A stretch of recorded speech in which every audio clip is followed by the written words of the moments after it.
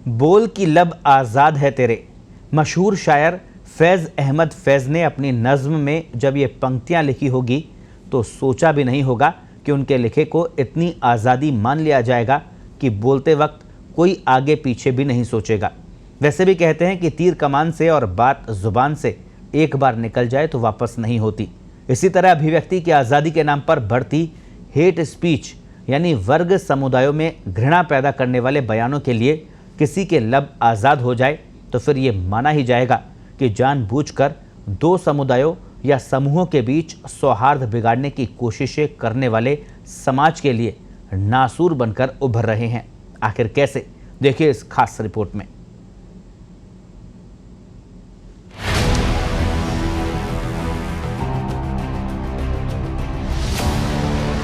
हम जानते थे कि निकम्मा है, नाकारा है, कुछ काम नहीं कर रहा है। आज पूरी दुनिया हिंदुस्तान की ओर देखता है और कहता है बलात्कार का कैपिटल बन गया हिंदुस्तान। बच्चे स्कूल कॉलेज में पढ़ रहे हैं, वो मोदी जैसे अनपढ़ गवार के बारे में जान के उनको क्या मिलने वाला है?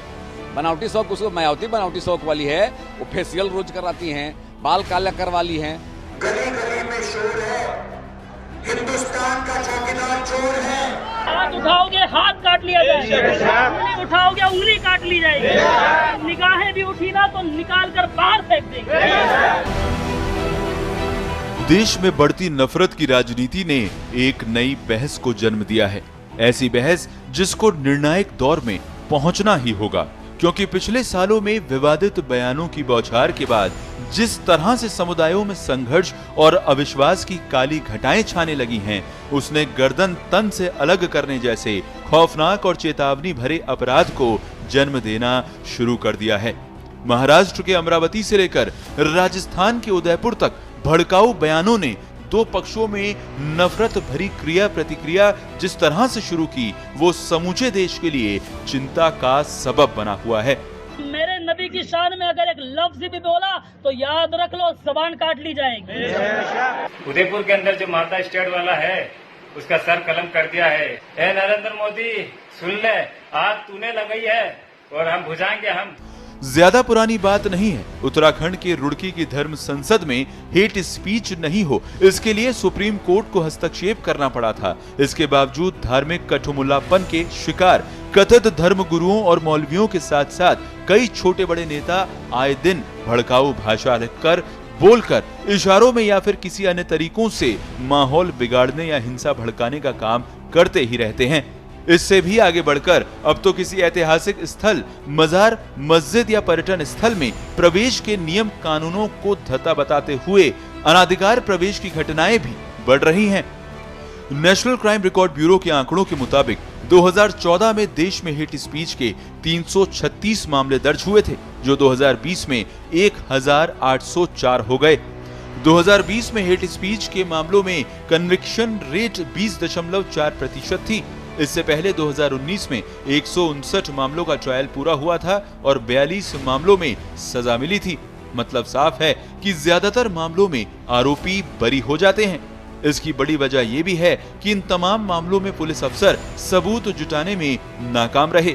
देखा जाए तो हेट स्पीच से दांव पर सिर्फ संवैधानिक नैतिकता और आचरण ही नहीं है, बल्कि हमारा बेजोड़ सामाजिक ताना बाना और विरासत भी है। ऐसे में नफरत और समाज में दुराव पैदा होने से रोकने की चिंता केंद्र सरकार को भी सताने लगी है और वो इस दिशा में सख्त कानून लाने पर विचार कर रही है।